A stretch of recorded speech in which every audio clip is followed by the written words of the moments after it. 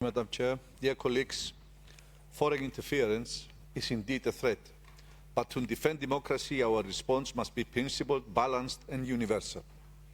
This resolution fails in this regard, as it unfortunately adopts a selective, biased and politically motivated approach, focusing almost exclusively on Russian interference, while ignoring long-standing, well-documented interventions by Western powers, including coups, regime change operation, and economic coercion to bend sovereign states to foreign will.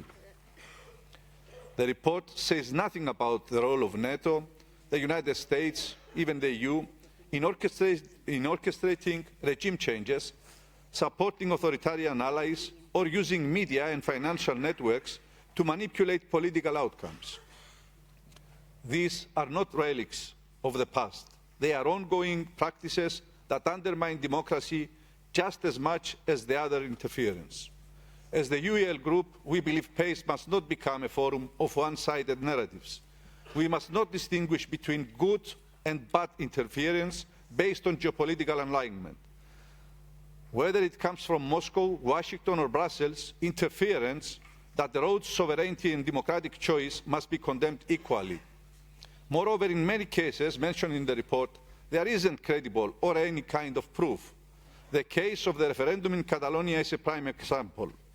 We are also concerned, dear colleagues, that this narrative could be weaponized against opposition groups, especially in authoritarian regimes, silencing dissent under the pretext of foreign influence and threatening freedoms of expression and association. Yes, we must condemn disinformation and manipulation, but through democratic tools, strong institutions, free media, digital education and transparency in political financing, not by advancing selective narratives that weaken our credibility. For these reasons, we will vote against this resolution.